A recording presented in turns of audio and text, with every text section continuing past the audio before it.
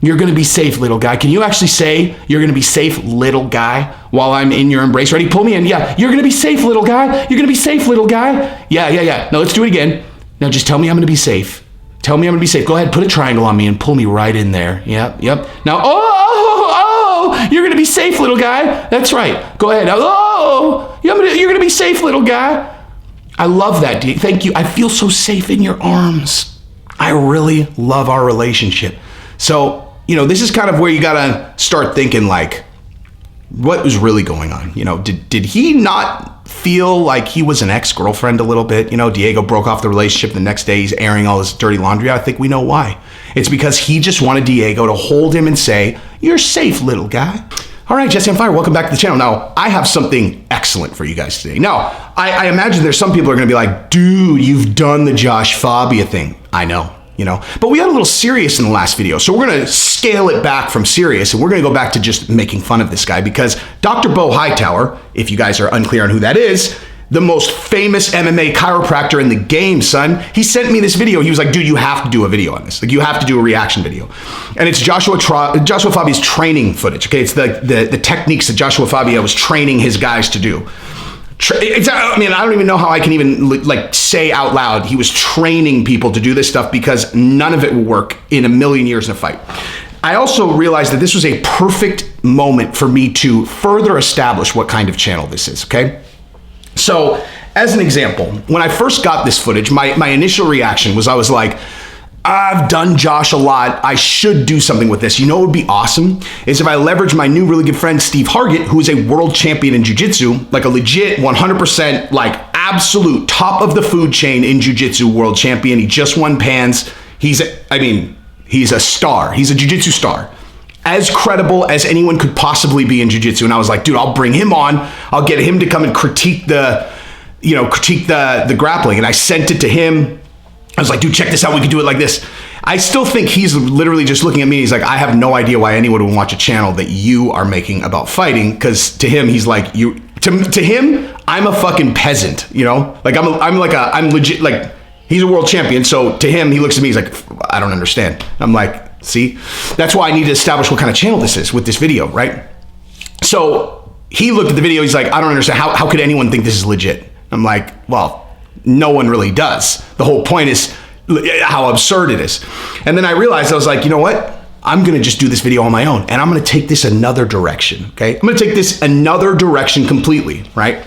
So instead of just straight up like critiquing the techniques themselves that Josh is doing here, I'm going to infer some meaning here, okay? So you first watch this and you see ridiculous fight techniques, right? That's what you see at first. Upon further review, maybe you see something else. Like maybe this wasn't as crystal clear as we thought, right? So like, as an example, maybe Josh wasn't actually trying to fight anyone. Maybe he was just looking for ways to fall into Diego's arms and get hugged like a bear. He's a little guy. He's a little guy. And he looks at Diego and he's like, man, his arms are so strong. And his mind is so moldable. I feel like if I say the right things, I will be able to consistently throw myself into his embrace and he'll just hold me. So, maybe that's what was going on. So I'm going to go ahead and we're going to go through this video together, right? I'm going to do it in sequence, the way that it is laid out in this video, which I will credit in the bibliography. Is that still a thing? In the description, so you guys can see the original video. But we're not going to listen to the sound, right? Because I'm going to talk for Josh, okay? I'm going to be the one that talks for Josh in this video. My voice is Josh's voice.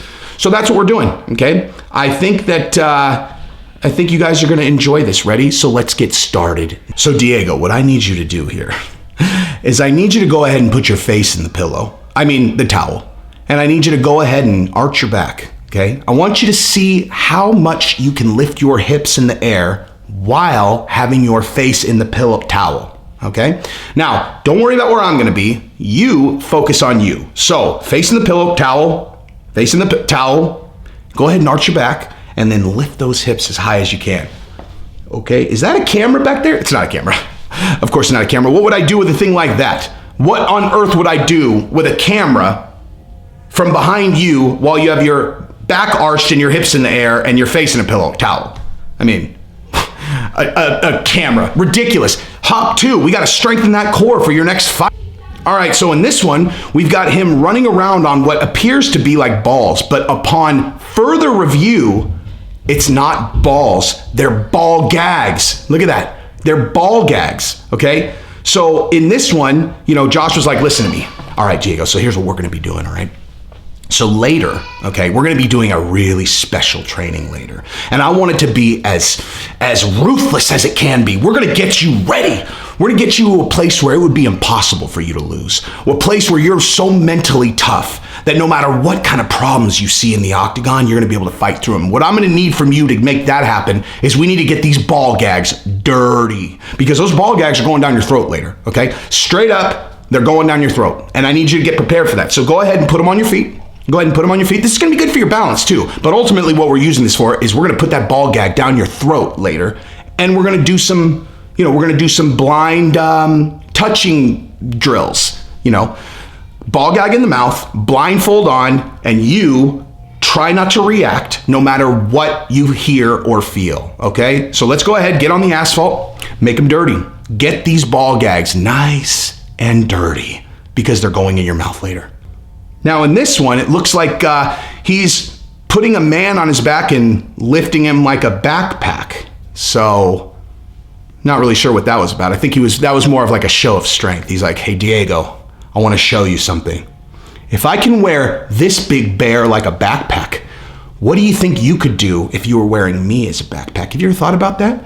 I think we could run through the mountains, okay? I think I could throw daisies in the air while you carry me like a backpack. It'll be good for training. It'll be great for your legs, you know, and I'll have some doves that I'm throwing out of backpacks and some daisies I throw in the air, and I'll live stream it like this. It'll be all flowers and swans and running, and I just feel like you're gonna make me so happy as a little backpack. All right, so now with this one, you guys are finally gonna get to see Josh teach the death choke, okay? This was the choke that he had to warn the athletic commission about, whereby somehow that turned into them telling Diego to throw the fight, right? So let me just touch on that real quick. So remember the conversation about Nevada State Athletic Commission told Diego to throw the fight? Mm-hmm. So the Nevada State Athletic Commission has done 1 million pre-fight conversations. There's only been one time where a trainer came in and told them, listen, men, so it's important that you understand that my fighter knows a death choke. I think it's important that you guys know that going in, because if he does it, you're gonna need to jump in to save the life of the other fighter, okay? It's a technique you've never seen before. I may have coined it. I learned it when I was in the Himalayas with a group of samurais called the Dark Knights of, and you know, I'm the only person in America that knows it, but now Diego knows it. So if you see him take a position like this, okay, I can't really demonstrate it, you're gonna know you need to jump in and save. The guy might not have time to tap, but he will die, okay? At the very least, he'll be paralyzed from the neck down, okay? And then they said whatever they said, which led to Diego throwing the fight. So which part of this is outside the norm, right? The part where you have a dude who's 4'6" telling you that he taught this guy a death touch, or the Nevada State Athletic Commission doing a pre-fight interview, right? So if anything weird happened there, I'm gonna go ahead and put it on the ninja from the Himalayas. So here's how I would imagine that he was teaching this enormous man, right? Because this is an enormous man in this, all right? Here we go, boom. So you got this huge guy, right? Like this guy could kill Joshua literally, like there is no scenario here where Joshua survives a fight with this guy, even if he's untrained completely, because this guy's enormous. But he's like, okay, guys, look at this. All right, look, so I have your head right here. Now, don't fight back, because if you fight back, it's going to force me to actually torque here, and your neck's going to break, right? Okay, so look at this. Now, here, come here. Yeah. Look at me. Now, go ahead, get on my back. Go ahead, get on my back, right? I'm going to take you right here. Oh, look, I got your wrist, and now, look, I get under here. Then I grab you from around here, because this would be perfectly easy. Even if you were fighting back, I grab your neck, and then, boom, you're dead. Check out this back attack, okay? Now, you look here, it looks like he's saying throw your back at your opponent, right? Look at that. What he's actually saying is, check this out, you guys. So let's say hypothetically that you find yourself in a bar and you see a hot guy that you like, right? And you know, in the past, before the school of self-awareness, you might be like, man, I don't know if this, I don't even know if the guy's gay. I don't know if he's gonna like me. I don't know how to approach him. What do I do? Like, what do I do in this situation? You know, you felt that before. They're all, I'm not gay. He's like, Yeah, you are. But anyway, yeah, you're not gay. This is a safe place, man. This is the school of self-awareness. You're gay. I'm not gay. Yeah, you are. Okay? And so anyway, let's just continue with the lesson. Because if you're in a bar and you see a guy that you like and you don't really know how to approach him, here's what you do, okay? What you're gonna do is you're gonna walk backwards towards him, look over your shoulder, make sure he's not looking, and then throw your back at him, okay? I want you to throw your ass through him as if he's an opponent that you're trying to take down. Throw yourself at him, right? And that way he knows. It's like, because most people who are a little bit, they're not really all the way there. They're like kind of bi-curious, or maybe they're like still a little bit in the closet. So they've got this force field up, man. They've got a force field between their true self and the self that they are portraying to the world. And basically any guy that you're attracted to falls into that category. You don't even need to talk to them, man. You already know that they have the force field of, I'm pretending to be something that I'm not, right? And the way you break through that force field is you throw yourself through it, right? You present yourself to them, back and ass, and you throw yourself through. No one can resist that. It's like one of those things where, oh my gosh, I'm finally self-aware. It's one of the ways that I've recruited so many people and shown them how to be self-aware is I've thrown myself through their force field that is denying them who they are. Look at that. That's my new green screen that just fell over with another green screen behind it. Most people would probably reshoot this, but I think this is a good take, so I'm just going to keep it in there. But nonetheless, okay? Force field, bi-curious, maybe in the closet, throw yourself through it. And he's going to take you because he's just going to know this is a self-aware guy, and I'm going to take him to my house and I'm going to make him real self-aware. So first he's like, here, Diego, now go ahead and roll. Now here, look at, oh, that's great. Yeah. Grab a hold of my leg. Go ahead and do that. And then look at, oh, yeah. Put your hands, right up under my crotch. Do it right there. That's perfect, Diego. That's perfect. Now let's run it back. Go ahead. Now look at, I'm going to get small. I'm going to move around like this. And then I'm going to roll. I'm going to grab a hold of your leg and I'm going to spin into you. Now watch this. Put your legs on my hips. Now look, I'm going to try to throw myself onto you, and then you grab me and hold me like a bear. Okay, I want you to bear hug me, Diego. Go ahead. Just go ahead.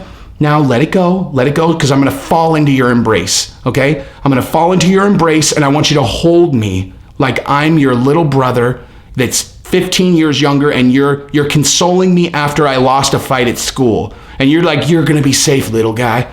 You're going to be safe, little guy. Can you actually say you're going to be safe, little guy, while I'm in your embrace? Ready? Pull me in. Yeah. You're going to be safe, little guy. You're going to be safe, little guy. Yeah. Now let's do it again. Now just tell me I'm going to be safe. Tell me I'm going to be safe. Go ahead. Put a triangle on me and pull me right in there. Yep.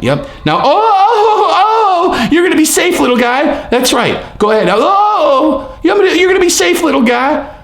I love that. Thank you. I feel so safe in your arms. I really love our relationship.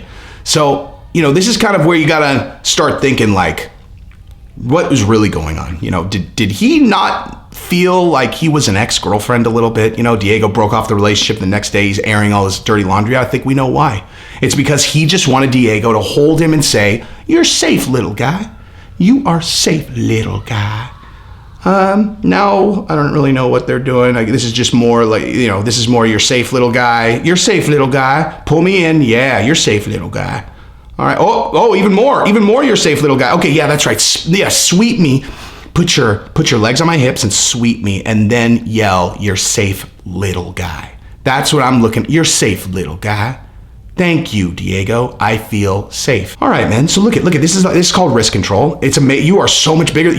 I look like I actually am the smallest human being in the history of the world compared to you and this camera angle. But look. No. Here. Let's see. Yeah. Slip like that and then hit me in the neck. Now watch this. Now I'm gonna go ahead and show him with my hips. Look, this is how I move when I'm in the bedroom. Yep. Now watch this. So watch how I move in the bedroom. Oh, gotcha. I'm so fast. That's how I move my hips, son. I move my hips. Look at. Oh, that's my tongue. Watch this so fast, and then I show you my tongue. Oh. Anyway, that's what I've got, though. So subscribe to the channel and ring the bell. Tell your friends. Peace.